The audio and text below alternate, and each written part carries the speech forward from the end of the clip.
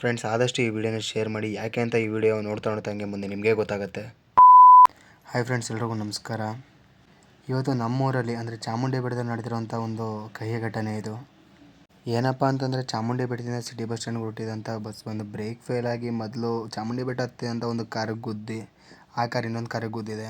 ಮತ್ತೆ bus control ಸಿಗದೇ ಹೋಗಿ ಸೈಡಲ್ಲಿದ್ದಂಥ ಒಂದು ಕರೆಂಟ್ ಕಂಬಗಳೇನಿದೆ, 4-5 ಕರೆಂಟ್ ಕಂಬನ ಗುದ್ಕೊಂಡೋಗಿದೆ ಕೂಡ. ಏನಿಲ್ಲ ಅಂತಂದರೆ ಬಸ್ಸಲ್ಲಿ ಒಂದು 60-70 ಜನ ಇದ್ದರು. ಬಟ್ ಫ್ರಂಟಲ್ಲಿದ್ದವ್ರಿಗೆ ಜಾಸ್ತಿ ಅಷ್ಟೇನು ಏಟ್ ಆಗಿಲ್ಲ. ಬಟ್ ಬ್ಯಾಕ್ ಸೀಟಲ್ಲಿ ಯಾರು ಕೂತಿದ್ರಲ್ಲ ಅಂಥ ಪ್ಯಾಸೆಂಜರ್ಸ್ಗೆ ಮಾತ್ರ ಸ್ವಲ್ಪ ಗಂಭೀರವಾಗಿ ಏಟ್ ಆಗಿದೆ ಕೂಡ. ಸುಮಾರು ಜನಕ್ಕೆ ಒಂದು 10-15 ಜನಕ್ಕೆ ಸ್ವಲ್ಪ ಜಾಸ್ತಿ ಏಟ್ ಆಗಿದೆ. ಇನ್ನು ಮಿಕ್ತವ್ರಿಗೆಲ್ಲ ಮೈನರ್ ಇಂಜುರೀಸ್ ಆಗಿದೆ. ಎಲ್ಲರನ್ನೂ ಕೂಡ ಕರ್ಕೊಂಡೋಗಿ KR ಹಾಸ್ಪಿಟ್ಲಿನಲ್ಲಿ ಅಡ್ಮಿಟ್ ಮಾಡಿದರೆ ಟ್ರೀಟ್ಮೆಂಟ್ ಕೂಡ ನಡೆಸ್ತಾ ಇದ್ದಾರೆ. ಬಸ್ ಅಂತೂ ಲೆಫ್ಟು ರೈಟು ಫ್ರಂಟು ಬ್ಯಾಕು ಅಂತ ಎಲ್ಲ ಕಡೆನೂ ಡ್ಯಾಮೇಜ್ ಆಗೈತೆ.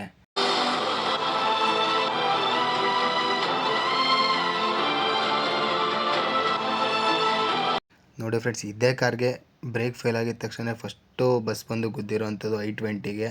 ಆ I-20 ಕಾರ್ ಬಂದು ಆಪೋಸಿಟಲ್ಲೇ ನಿಂತಿದ್ದಾರೆ, ಇನ್ನೊಂದು ಶಿಫ್ಟ್ ಡಿಸೈರ್ ಕಾರಿಗೆ ಗುದ್ದಿರೋದು.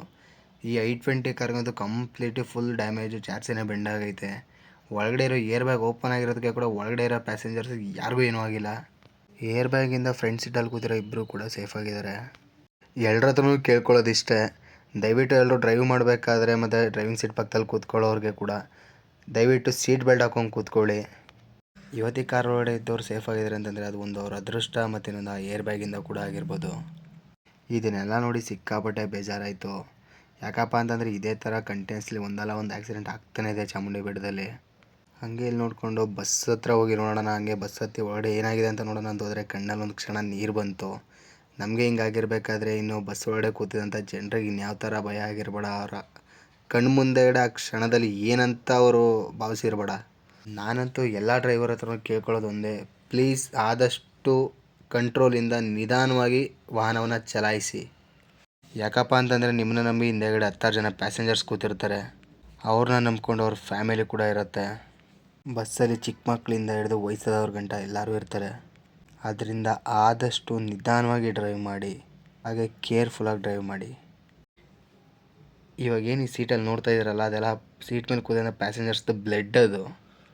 ಇದನ್ನೆಲ್ಲ ನೋಡ್ತಾ ಇದ್ದರೆ ಒಂದು ನಿಮಿಷ ಕರಡು ಚುಳ್ಳನ್ನತ್ತೆ ನಮಗೆ. ಇವಾಗ ಮೈಸೂರಲ್ಲಿ ದಸರಾ ಇರೋ ಕಾರಣ ಎಷ್ಟೋ ದೂರದಿಂದೆಲ್ಲ ಜನ ಬಂದಿರ್ತಾರೆ. ಏನೇನೋ ಆಸೆ ಇಟ್ಕೊಂಡು ಚಾಮುಂಡೇಶ್ವರಿ ತಾಯಿ ದರ್ಶನ ಮಾಡೋಕ್ಕೆ ಅಂತ ಬಂದಿರ್ತಾರೆ. ಚಾಮುಂಡಿ ಬೆಟ್ಟದಲ್ಲಿ ಇದು 2ನೇ ಸತಿ ಈ ಥರ ಆಕ್ಸಿಡೆಂಟ್ ಆಗ್ತಾರೆ. ಮೊದಲನೇ ಸತಿ ಆದಾಗ ಯಾರಿಗೂ ಏನೂ ಗಾಯ ಆಗಿರಲಿಲ್ಲ. ಇದು ಮಾತ್ರ ಸ್ವಲ್ಪ ಭಯಾನಕವಾಗಿ ಆಗಿದೆ ಆಕ್ಸಿಡೆಂಟು. ಬಟ್ ನೋಡೋಕೆ ಕೂಡ ನಮಗೂ ಭಯ ಆಗುತ್ತೆ. ಈ ಥರ ಇನ್ಸಿಡೆಂಟ್ಗಳು ನೋಡ್ತಾ ಇತ್ತು ಅಂತಂದರೆ ನಮಗೆ ಬಸ್ಸಲ್ಲಿ ಹೋಗೋಕ್ಕೂ ಕೂಡ ಭಯ ಆಗುತ್ತೆ. ಬಸ್ಸಲ್ಲಿರೋ ಪ್ರತಿಯೊಂದು ಗಾಜು ಪುಡಿ ಪುಡಿ ಆಗೋಗೈತೆ. ಅಷ್ಟು ಮಟ್ಟಿಗೆ ಹೋಗಿ ಗಾಡಿ ಗುದ್ದಿದೆ ಬಸ್ಸು ಕಂಬಗಳಿಗೆ.